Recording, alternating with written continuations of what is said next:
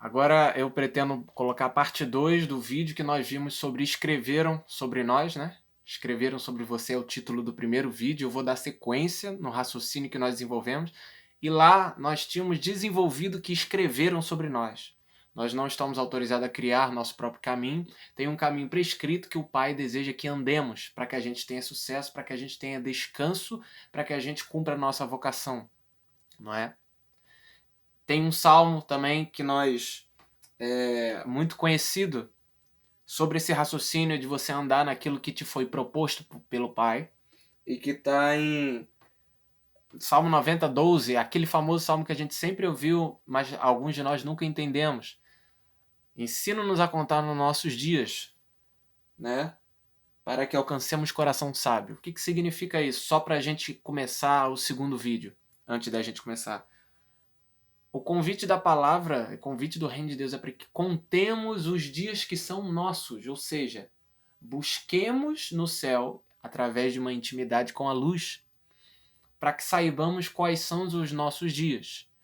Para que uma vez a gente buscando esses dias em Cristo, através da nossa intimidade com Ele, nós enxerguemos o nosso dia e possamos reproduzi-los aqui na terra, enquanto vivemos. Para que alcancemos corações sábios, ou seja, que não estão à parte do que Deus está fazendo, mas estão totalmente conectados com o calendário que Deus projetou antes da fundação do mundo para nós. É isso o significado do Salmo 90, ensina-nos a contar nossos dias. É a sua responsabilidade de, ao você ter intimidade com Cristo, achar os seus dias dentro dele e poder reproduzi-los aqui na terra. Então, vamos começar agora, vamos desenvolver o assunto sobre esse contar os nossos dias, uma vez que a gente sabe que nós temos uma herança para reproduzir aqui, um modelo para ser seguido. Esse modelo a gente aplica ele e ele se expande quando nós entendemos que quando a gente for amar os nossos irmãos, nós temos que ter a nossa medida em mente e ser íntimos o suficiente para que amemos sim ele de acordo com a medida que nós recebemos e entendemos, para que a gente não fique frustrado, para não amar com amor inventado, mas não só amar com a medida que nós recebemos no ambiente de intimidade de nossos irmãos, mas amar eles respeitando a medida que agora, uma vez íntimos da luz, podemos enxergar na vida deles. Porque o convite da palavra é que amemos as pessoas, aos nossos irmãos, reconhecendo também não só a medida nossa, mas a medida que foi depositada sobre a vida deles. Para que amemos. Por quê? Porque assim nós vamos amar aos nossos irmãos, não como nós pensamos ou queremos, mas como Jesus está propondo e está enxergando essa pessoa. A proposta é que ao amar nos nossos irmãos, nós enxerguemos a vida deles como Jesus agora está enxergando. Né? E é por isso, presta atenção agora, é por isso que há uma razão, porque em Mateus 22:22, quando Deus vai falar qual é o maior mandamento e o segundo, existe uma razão para o segundo mandamento, que é amar o teu próximo como a ti mesmo, ser de fato o segundo e vir em segundo lugar. Existe uma razão agora que eu quero que você saiba, que existe o mandamento amar o teu próximo como a ti mesmo, está em segundo. Por quê? A estratégia e o plano do reino de Deus é que, ao você amar a Deus com todas as forças, você extraia a sua medida. Certo? E aí cai o segundo mandamento, guarda isso. Aí cai o segundo, amar o próximo como a ti mesmo. Ora, nós não estamos a falar que você só aprende a se amar a sua medida quando você encontra Cristo, porque quando você encontra Cristo, você se encontra. E é por isso que o primeiro mandamento tem que ser amar Cristo com todas as forças, porque ao amá-lo você vai achar a sua medida. E aí você vai conseguir amar a si mesmo como Jesus está te amando. Da forma que Jesus te enxerga. Quando você aprender a se enxergar, você vai ter legalidade suficiente para amar o próximo assim como você aprendeu a se amar. Ama o teu próximo como a ti mesmo. Não é verdade que se eu fico andando desinteressado, presta atenção, não é verdade que se eu andar desinteressado com a minha vida, o que Deus diz a meu respeito, não é uma forma de se odiar, não é uma forma de se desprezar. Quando eu não busco a minha vida que está escondida em Cristo, não é uma forma de eu me desprezar. Então, se eu me desprezo, como eu vou amar o próximo como a ti mesmo? Se eu me desprezo, eu vou desprezar ele também. Amar, cumprir o segundo mandamento sem ser bom no primeiro é um desserviço com a vida do seu próximo. Porque uma vez que sua vida está em Cristo, e você tem que amar Cristo com todas as suas forças, primeiro mandamento. E aí você aprende a se amar, se respeitar e andar na sua medida. Então, o segundo mandamento só vai ser legal quando você aprender a ser bom no primeiro. Porque você nunca vai amar o próximo como a ti mesmo se você despreza a si mesmo. E quando que eu desprezo a mim mesmo? Quando eu não busco o que é meu. Quando eu não busco a minha vida que está escondida na prática do primeiro mandamento. Tá entendendo? Se não entendeu, não tem problema. Repete, porque o importante é que você entenda. Vai repetindo. Então, existe uma razão pelo segundo mandamento vir de fato em segundo lugar. Porque primeiro eu aprendo a amar a Cristo e, consequentemente, me amando. E entendendo a minha vida. E aí, quando eu recebo a medida certa de me amar, eu sou apto a amar o próximo como a mim mesmo. Porque agora eu já estou amando a mim mesmo como Jesus quis que eu me amasse. Para que assim eu pudesse oferecer uma medida de amor correta na vida do meu irmão. Quem não busca a sua vida que está escondida em Cristo, se for amar o seu irmão nessas circunstâncias, vai acabar amando, inventando um tipo de amor que Cristo não quer. É um amor improvisado, fora da medida. Porque só ama a si mesmo quem buscou sua vida. E só dá para amar o próximo como a si mesmo se você aprendeu a se amar. Se não, se você quiser ainda assim amar o seu próximo, você vai inventar um amor. Isso é doido, né? Então, vamos prosseguir. A gente vai explicar como proceder então na casa de Deus, mediante conhecimento de quem você é e de quem Ele é. Mediante conhecimento de quem você é e de quem Ele é, vamos dar prosseguimento a como se portar ao amor aos nossos irmãos. Vamos dar um exemplo aqui, e para isso, né? A gente está falando de prioridade, você já percebeu. Vamos dar a vida de Pedro e João como exemplo. O comportamento deles nos evangelhos vai dizer para a gente agora esse papo que a gente está tendo aqui. Você repara que Pedro, diferentemente de João, gastava todas as suas forças e tempo para provar que ele estava conseguindo amar Jesus. Pedro era um cara que não parava. Ele amava Jesus com o amor dele. Diferente de João, que gastava mais tempo se recolhendo no seio e no peito de Jesus. Eu vou explicar a diferença do comportamento desses dois homens. Pedro estava toda hora querendo provar. Senhor, se é você mesmo aí no mar, andando pelas águas, me chama que eu vou ao teu encontro. Eu vou. Ele estava sempre querendo provar alguma coisa para alguém.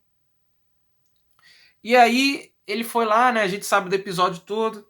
Aí depois ele chega, né? E fala, olha, ele fala em... Lembra aquela passagem que ele fala, que Jesus fala que, ó, antes que o galo cante 3 vezes, né? Ou se o galo cantar 3 vezes, você vai me negar. Pouco antes desse versículo, você vai ler assim, Senhor, se esses aí não te amarem, e todos esses aí te abandonarem, eu não vou te abandonar. Ele estava toda hora querendo provar que ele amava. Um amor completamente humano, irracional, imaturo, como eu fui. Estava sempre querendo provar para Jesus que eu podia alcançar mais. Só que você vê o contraste com o comportamento de João. Porque João ele não queria provar nada para ninguém. Aliás, quando João falava dele mesmo, ele nem falava o próprio nome dele. Ele falava o discípulo que está sendo amado. O discípulo amado. Discípulo amado. E é muito engraçado porque João não precisava ficar provando nada para ninguém, porque ele estava recebendo... O fato dele saber que ele estava recebendo amor toda hora de Jesus fazia ele descansar. E quando ele amasse Jesus, ele ia fazer o certo porque ele estava tendo tempo suficiente em intimidade para receber o amor dele. Presta atenção. O cara que provava Para todo mundo que amava mais, não estava com Jesus na cruz. Mas aquele que não provava nada estava lá até o fim com Jesus. E onde muitos fugiram, João permaneceu. Existe algum segredo aqui? É que por causa que João recebeu o amor de Deus, ele conseguiu amar. Esse João foi aquele que Jesus deu o Apocalipse, a revelação do fim dos tempos para ele, só para ele. Sabe? Então, ou você vive querendo provar que você ama com uma medida do seu amor que você inventou, ou você se recolhe ao seio de Jesus suficientemente para poder devolver um amor a Jesus e ao seu próximo na medida que ele deseja. O que eu estou querendo dizer aqui é que agora você vai entender 1 João 4,19. Nós o amamos, nós amamos a Jesus e o próximo, porque ele nos amou primeiro. O problema de Pedro é que, em vez de ele gastar tempo em intimidade para devolver um amor aos seus irmãos e a Jesus correto, um amor celestial, ele gastava mais tempo tentando amar nas forças dele do que tendo intimidade, diferente de João, que por estar no peito de Jesus recebia o amor, e aí ele era capaz o suficiente de devolver uma medida correta e celestial aos seus irmãos e ao próprio Jesus. Entende o que eu estou falando? Então, no reino de Deus, é 1 João 4,19. Nós só amamos porque ele nos amou primeiro. Então, o que é? Nós só conseguimos amar quando nós deixamos que ele nos ame primeiro. Porque só então eu vou poder dar uma medida correta, fruto da minha intimidade, a Jesus e aos meus irmãos. E essa é a diferença de Pedro para João. Um gastava mais tempo provando que podia amar e se ferrava. O outro contentava-se com o fato de que era amado. E por isso, estava sempre amando na medida correta. Estava sempre descansado. Ele sabia que ele ia conseguir, porque ele estava absorvendo para poder reproduzir. Pedro não absorvia e reproduzia o amor que gerava na cabeça dele. Por isso ele se ferrava. Por isso, quando você ama alguém na sua medida, você sempre vai acabar cortando a orelha de alguém sem querer. Sempre vai acabar cortando a orelha de alguém, por mais que na sua cabeça você esteja defendendo o amor verdadeiro, Jesus. Ou você ama como, cara, João, ou você ama nesse Pedro desse primeiro estágio da vida dele. Então você entende, 1 João 4,19, nós só amamos quando nós percebemos o amor dele que vem primeiro. Você só vai amar fazer qualquer coisa no reino de Deus o quanto você é bom em receber primeiro. E não se engane. Não se engane quando a sua mente falar que você já aprendeu. Não, isso é uma estratégia para toda a vida. O erro do homem é achar, agora eu sou íntimo. Cuidado, porque isso habitou dentro de mim. Eu cheguei num estágio pleno de intimidade, agora eu posso agir para Cristo. Não. Cuidado com isso. Porque isso é postura, não é decidir ser íntimo hoje à noite. Intimidade é torre. Intimidade é uma torre. Jesus fala sobre amar a Deus em linguajar de torre. Lembra quando ele fala vigiando em oração, porque não podeis vigiar comigo? Intimidade para Jesus tem figura de torre. E torre é postura, não é atitude. Então cuidado quando você vai achar que já está íntimo. Não. Ame como João. Ame a Jesus como João. Ame a Deus como João. Ame a Deus como Jesus. Ame a Jesus como ele mesmo. Agora, vamos prosseguir ainda. Vamos adentrar. Quem quer aprofundar aqui? Vamos aprofundar nesse negócio. 1 João 1,7. Como então que eu tenho comunhão? Como que então eu enxergo a medida da vida do meu irmão com os olhos de Cristo? 1 João 1,7. 1 João 1,7. Se andarmos na luz, temos comunhão com os outros. Eu não tenho comunhão com a minha igreja, com os outros, quando eu sinto que eu devo ter comunhão. Eu não tenho comunhão quando eu quero amar a ele. Sua vontade de amar não gera comunhão. Se andarmos na luz, temos comunhão com os outros. O que está falando aqui? O quanto você vai acertar na sua comunhão com a sua igreja, sua comunidade, com o seu próximo, é o quanto você for bom de andar na luz. Por quê? Porque quando você andar na luz, seus olhos serão iluminados o suficiente para ter clareza para enxergar como a luz enxerga o seu irmão. Então, uma vez iluminado pela luz, uma vez você repousando nesse ambiente chamado luz, nesse lugar chamado luz, você vai ser bom o suficiente para ter comunhão com o seu próximo. Por quê? Porque essa luz vai iluminar e vai expor a vida do seu irmão para você. E aí você vai saber onde entrar e onde sair na vida do seu irmão. Entende isso? Você tem que entender isso, porque isso tem gerado a falta de você ser... E note, olha, eu vou falar sobre frustração na casa de Deus, mas note que eu tenho percebido que o nosso papo, tudo está começando no ambiente de entrega de intimidade. Tudo que eu estou falando aqui depende do secreto. Veja como isso é importante. Quando você entende que se você andar na luz, você pode ter uma comunhão exata com o seu próximo, né? E vai depender do quanto você é bom no ambiente secreto. Você entende a frustração das pessoas hoje na casa de Deus em relação ao amor dela para a vida do seu irmão. Você entende todos os desentendimentos, todos os disse-me-disse, todas as brigas. Você entende? Porque é um bando de gente tentando se amar sem primeiro repousar para receber a medida correta de amor. Sendo assim, devolvendo o amor que Jesus quer para a vida do seu próximo. Tá todo mundo improvisando e criando o amor próprio dentro da casa de Deus. Tá todo mundo demandando coisas de pessoas que Deus nunca pediu que você demandasse delas. Por quê? Porque você não entende a medida que Deus depositou sobre ela. E aí então surge coisas como: puxa, o pastor deveria ter visitado a minha casa. Puxa, fulano tinha que me ajudar no meu ministério de pregação do evangelho. Quantas vezes você já ouviu isso aqui? Por que só eu tenho que fazer isso? Eu fazer isso? Por que só eu tenho que fazer esse tipo de coisa? Rapaz, você tá cansado. E aí você entende porque você está cansado. Lembra de Marta? Lembra que ela estava de um lado pro outro? Lembra que Pedro estava cobrando postura? Eu não falei que Pedro estava sempre cobrando postura dos outros? É isso, e daí vão te abandonar, não vou te abandonar. Lembra que Marta também cobrou postura de Maria? Porque ela estava na mente dela fazendo algo para Deus, o que ela tinha inventado. Ela estava na mente dela servindo, e ela olhava para Maria e fala: Senhor, não se importa que essa daí não me ajude, não? É quando você não conhece a sua medida, nem a medida do seu irmão para saber como amá-lo, você vai estar sempre cansado, porque você vai estar criando um amor. Você vai estar criando a sua própria forma de se conduzir na casa de Deus. E o resultado de andar num calendário clandestino que você criou para si mesmo é sempre cansaço. Por isso você está sempre cobrando dos outros. Por que ninguém me ajuda no meu ministério? Por que ninguém canta comigo? Por que ninguém prega comigo? Todavia, quando você flui no que Deus te colocou, você está descansado. E uma vez descansado, você não tem tempo de ficar cobrando a ajuda de pessoas. Você está sempre fluindo.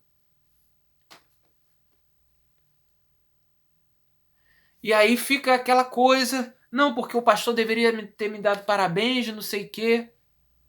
E aí, quando eu vou de... Como é que eu explico isso na palavra? Vou usar a palavra agora. Olha o que Pedro fala em Atos 6:2. Surgiu uma demanda, e essa demanda era o quê? Distribuir comida para as pessoas. Olha o que Pedro fala. Eu não vou distribuir comida. Mas a necessidade não é distribuir. Olha o que Pedro fala. Eu não vou distribuir comida, apesar de eu saber que apareceu essa necessidade. Não convém que eu deixe o ministério da pregação e da palavra. Por que Pedro fala com essa ousadia e parece até arrogância? Imagina alguém na igreja, aparece a necessidade, fulana é viúva, temos que distribuir, a família dela não cuida dela, vamos levantar. Aí imagina alguém levantando, né, de preferência um líder como Pedro era líder da igreja, imagina levantando e falando: eu tenho uma ideia, eu sei quem não vai ajudar, e sou eu. A gente sabe que se tivesse uma cena dessa, todo mundo se entreolhar, né, e falar: cara arrogante, estamos aqui buscando uma necessidade, o cara já coloca o corpo dele fora. É o que a gente falaria. Porque parece que nessa passagem Pedro está falando que está colocando o corpo fora. Que tipo de declaração é essa? Esse é o tipo de declaração de que conseguiu encontrar a sua própria medida, a medida da sua intimidade. Porque Jesus, em Mateus 16, falou que tu és Pedro, sobre essa pedra eu vou edificar a minha igreja. Pedro sabia que a medida dele era qual? Pedro sabia que a herança dele era qual? Pedro sabia que a vocação, o ministério, o calendário de Deus para a vida dele naquele momento era qual? Pregar a palavra e orar e cuidar da igreja. No que diz respeito à doutrina.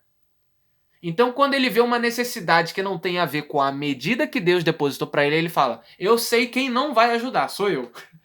Porque eu vou. Não convém, ele fala exatamente isso aqui. Se quiser, confere lá. Não convém de eu sair do ministério da pregação da palavra. Parece ter arrogância, né? Vou te dar mais um exemplo da importância de se entender no reino de Deus. Para você não ficar demandando coisas dos outros e não sair frustrado que nem Marta. Sabe? Aliás, ela não estava cumprindo ministério nenhum, porque quando Jesus entra na tua casa, você tem que. Seria de respeito você fazer coisa na cara dele, porque se ele entra na tua casa, ele quer ser ouvido e não ser suprido, cheio de barulho. Porque a melhor parte foi ele que ele falou: você está fazendo muitas coisas, elas, uma só coisa é necessária. Salmo 27,4. Uma coisa pedi a Deus e a buscarei. Não é umas coisas, uma coisa eu pedi e buscarei, que eu possa habitar no teu tabernáculo. Maria estava cumprindo o Salmo 27, verso 4 ali. Ela entendeu. E não dá pra dizer... Outra, só uma pausa antes da gente voltar no assunto. Eu ia falar sobre Jesus, tá? Só uma pausa, um parênteses antes da gente voltar. Marta de forma alguma estava servindo a Jesus ali. Não pense que Marta estava desenvolvendo um ministério para Jesus ali. Não pense. Porque a palavra fala que Marta se encontrava inquieta de um lado para o outro. E me parece que quem está inquieta de um lado para o outro está sem rumo. E Deus só dá ministério para quem já achou o rumo. Então não me diga que Marta...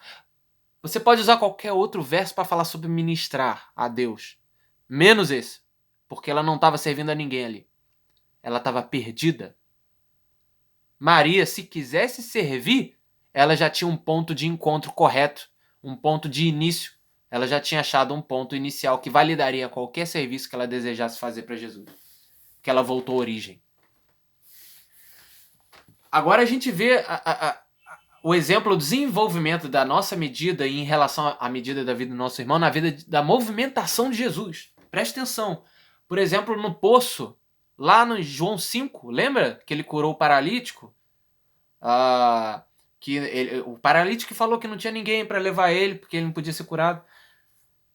Tinha um monte ali, a gente sempre fala essa passagem na minha avó, tinha um monte de paralítico, ele não era o único paralítico. Todavia, Jesus só decidiu curar um. Por quê? Será que Jesus foi mal e deixou todos os outros curados ao não curar os outros? Ele foi mal? Não.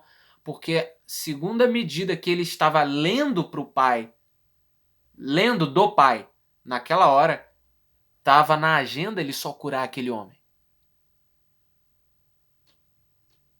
E de todos ele escolheu curar aquele homem.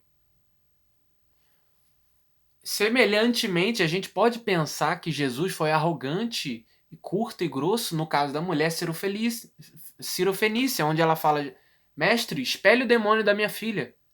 Simplesmente Jesus chega e fala: não convém de eu tirar o pão dos filhos e lançar aos cachorros. A igreja não pode entender esse tipo de declaração. Olha o que acontece. Imagina a cena, o pastor e alguém chega pro pastor na igreja: me ajuda a curar minha filha, tá endemoniada. Olha só, ô cachorra, não dá para tirar, porque foi isso. Olha só, não convém de eu deixar a minha igreja para tacar o que eu deveria dar à minha igreja para um cachorro como você. Você não entende? Cão na Bíblia é imundo. Os gentios eram considerados imundos, porque não desfrutavam da aliança que Deus tinha firmado com os judeus. Então, imundícia está ligada a porco na Bíblia e cão. Quando Jesus chama de cachorro, ele está falando: você é imunda. Primeiro eu preciso tratar dos meus e depois tratar dos imundos. Só que Jesus, se você examinar, ele é sábio. Ele sabe das prioridades dele, né? Por que ele dá uma declaração dessa? Ele lê a agenda que o Pai tem para ele, ele sabe a medida dele. E na medida do reino de Deus, Você tem que cuidar primeiro da sua família, exercer a piedade para os domésticos da fé. A mulher era cirofenícia. Convém que percorra todas as aldeias das ovelhas perdidas da casa de Israel. Quando Jesus enviou 70, lembra que Jesus despede 70 discípulos para pregar? Ele falou, não vai para ninguém senão as ovelhas perdidas. Porque primeiro é sua família, depois os gentios, depois os de fora. E aí você começa a entender, quando você entende o caminhar de Jesus, que era um caminhar era um homem que leu os seus dias, que contou os seus dias, você começa a entender algumas declarações dele. Jesus estava certo. Mas quando a mulher ela se coloca no lugar de gentia, eu falei, eu sei que eu não sou judeu, mas se tiver para esse campo, quando Jesus vê que a mulher se coloca no lugar dela, ele não resiste. Eu falei, puxa, você entendeu sua ordem de prioridade. Eu vou ter que curar você agora porque você entendeu que você deve ser servida primeiro pelos judeus.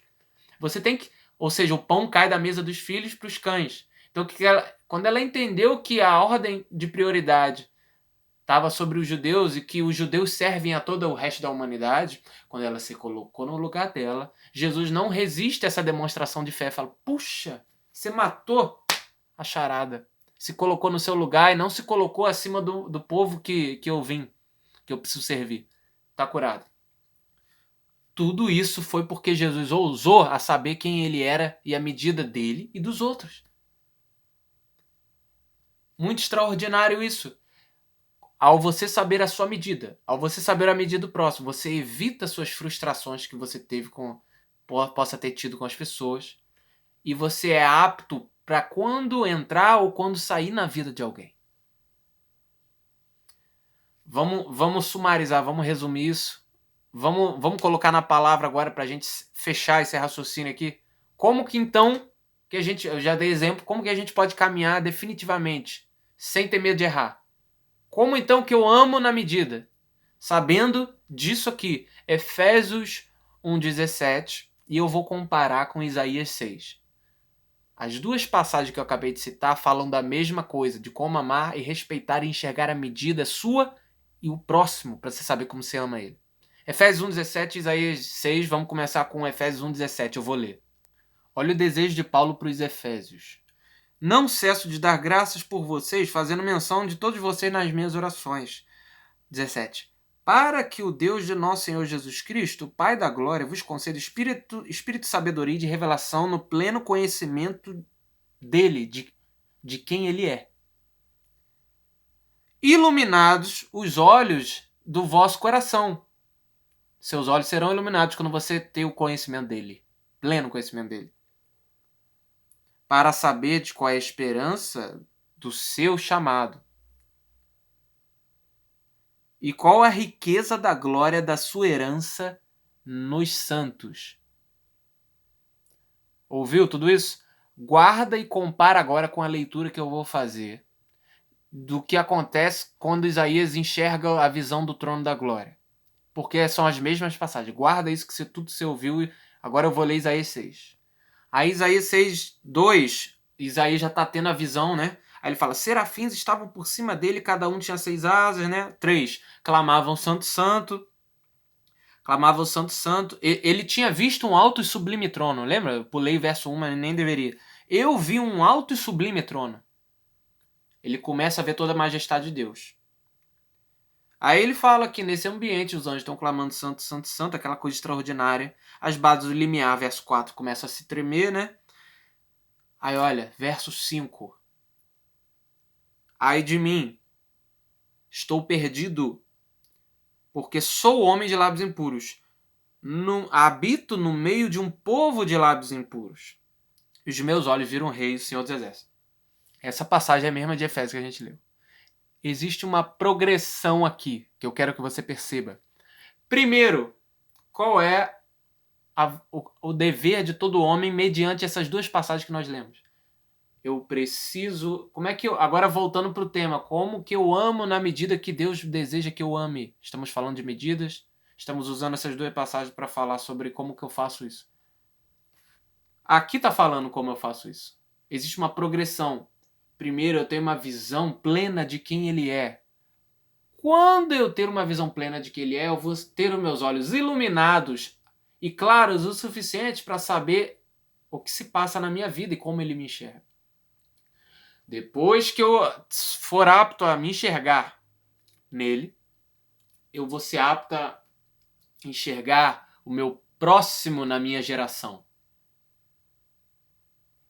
Primeiro conheço ele, depois a mim, depois os meus próximos.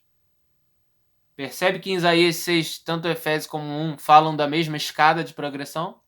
Porque em Efésios fala: eu peço para que vocês tenham pleno conhecimento dele, tendo iluminado os olhos do seu coração para saber de qual é o seu chamado e a riqueza depositada nos santos.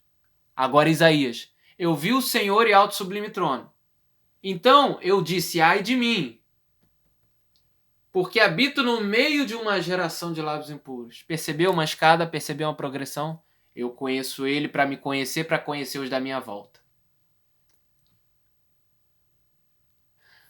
Toda vez que eu aborto o primeiro mandamento, a primeira parte, se eu quiser amar alguém abortando a primeira parte, a visão do alto sublime trono, eu vou cagar tudo, desculpa o termo. Mas eu vou cagar tudo, desculpa. Eu vou ultrapassar todas as coisas. Eu vou amar as pessoas do modo... A Bíblia aqui está falando, presta atenção, a palavra aqui está falando de como eu faço isso. Eu recebo o pleno conhecimento de quem ele é, a visão do trono. Eu digo ai de mim, me reconhecendo à luz de quem Deus é, a esperança do meu chamado. E depois eu reconheço e posso enxergar, vou poder ter a capacidade suficiente para enxergar que eu habito no meio de uma geração. Veja que a visão de Isaías vai só se ampliando. À medida, tudo começa no trono. E a visão dele só vai ampliando. Cada vez que ele olha para o trono, ele consegue ter aptidão para discernir o que está ao redor dele. Então eu não tenho que olhar ao meu redor para depois, se sobrar tempo, eu ter uma visão aguçada do trono. Não! O que aconteceu com a igreja nesses tempos todos até hoje foi que a gente estava prestando atenção no arredor todo e não conseguia parar para ter a visão do alto e sublime trono e entender que isso é uma postura para toda a vida.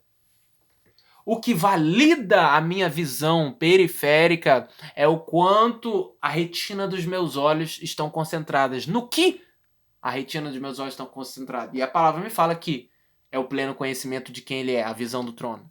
E depois vai para a esperança do meu chamado, que vale a Isaías dizer, ai de mim, porque Isaías se percebe quando ele percebe o Pai. E depois a riqueza da herança que foi depositada nos santos. A gente é apto a ver que equivale à visão plural que Isaías conseguiu ter. Mas tudo isso começou no primeiro.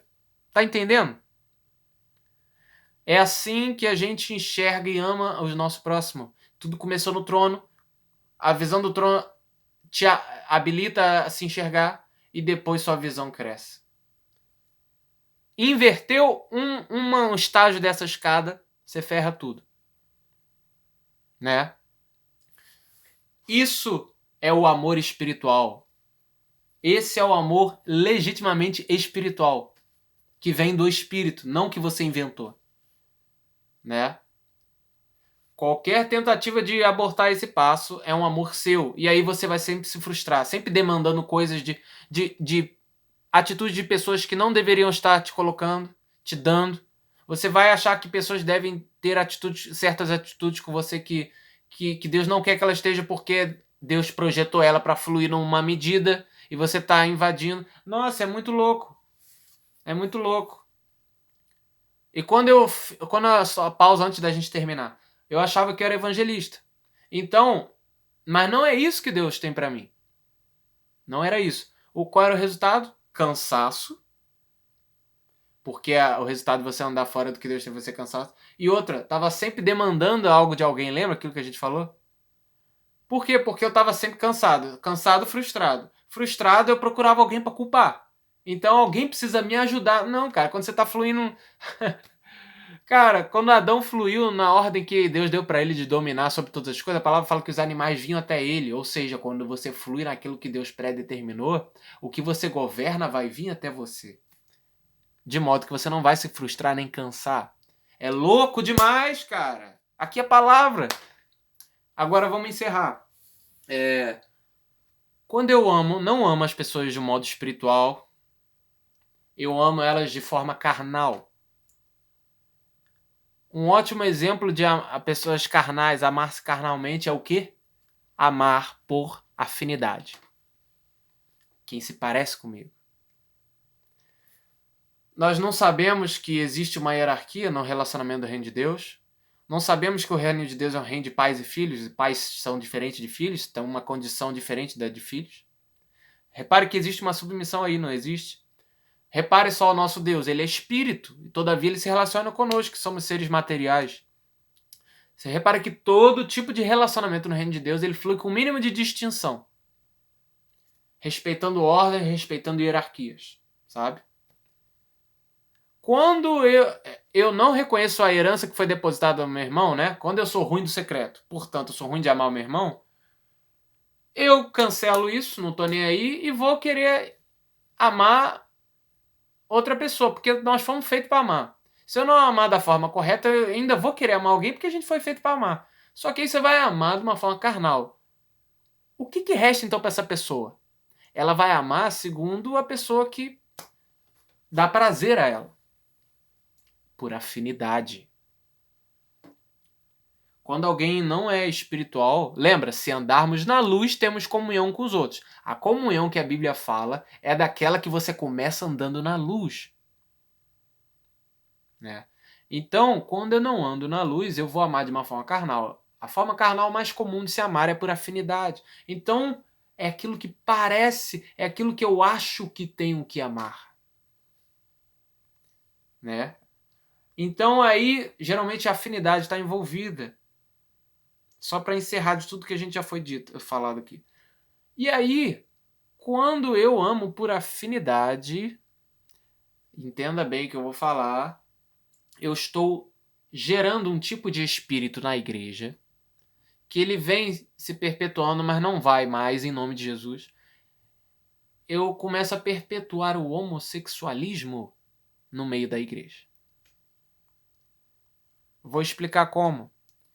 Não é verdade que irrita a gente o homossexual tomando lugar, por exemplo, no ministério de louvor, ou tomando qualquer outro tipo de ministério, incomoda a gente, porque tá errado. Deus projetou homem e mulher. Esse é um assunto velho, a gente já sabe, cansado de saber. Bate, a gente fica injuriado quando a gente vê, né, esse tipo de coisa se propagando, né, o homossexualismo. Por que ele se propaga? Eu respondo. Tudo. Grande parte não. Toda parte. É culpa nossa. O que se baseia por afinidade não é alguém parecido com a gente? E o que define o relacionamento, o homossexual? Não é alguém amando alguém parecida da mesma carne, da mesma natureza que ela? O homossexualismo é uma resposta profética de uma comunidade que está amando somente por infinidade e não por sujeição hierárquica. Quando o amor por afinidade é um idólatra, porque não há... Presta atenção. O amor por afinidade é idólatra por natureza. Porque eu procuro algo meu dentro de outra pessoa. Algo que eu goste dentro de outra pessoa. Assim surge um relacionamento por afinidade. Fulano é parecido comigo, tem os mesmos gostos que eu. Idolatria é você idolatrar. E o que faz um ídolo ser ídolo? Um ídolo, ele sempre carrega alguma coisa que você quer. Se eu preciso de chuva para minha colheita, eu vou para Baal, o deus da fertilidade. Se eu preciso de procriação, tem uma deusa grega que eu esqueci que é responsável por procriação. Então eu coloco uma foto dela na minha casa, como os gregos faziam. Todo ídolo tem um interesse seu escondido dentro dele, que ele pode conceder. O relacionamento por afinidade é relacionamento idólatra. Porque ele tem gosto de pessoa. Dentro da pessoa que eu estou olhando, tem algo meu ali dentro. Carne da carne. Afinidade. O homossexualismo consiste de uma pessoa amando da mesma natureza. É uma resposta. Cai em Romanos 1. Quando o homem olha para o seu Criador e não reconhece como Criador, ele rejeita a verdade. Pelo que Deus também os entrega, esse tipo de homem, às paixões infames, pelo que o homem deixa o uso natural para se inflamarem entre seus próprios corpos.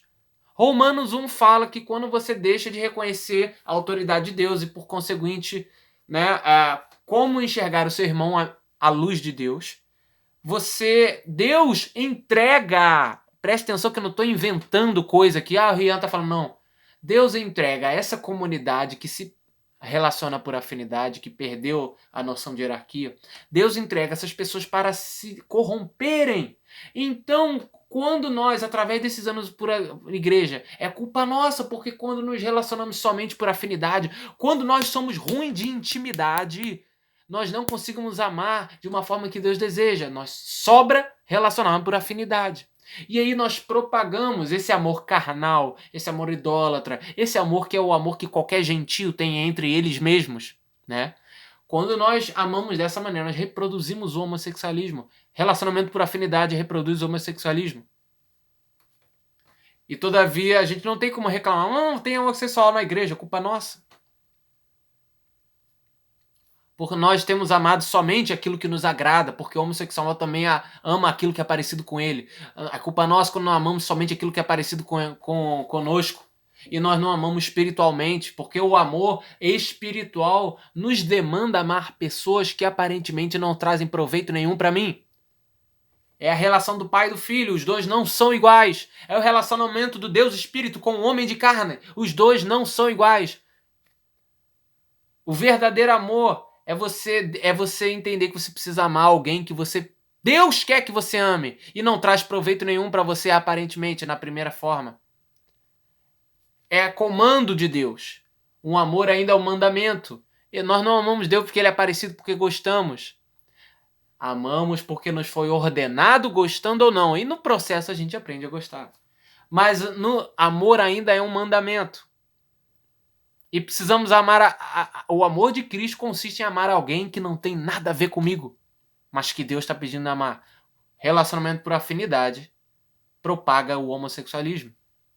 Porque eu só amo aquilo que é parecido comigo. Então, Deus cumpre Romanos 1 nesse ambiente.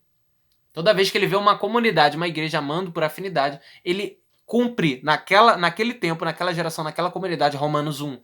Aí fala, vocês estão se amando, vocês estão no amor idólatra? Então eu vou liberar um tipo de amor idólatra, que é o amor de uma carne se assemelhando com outra carne igual, o homossexualismo.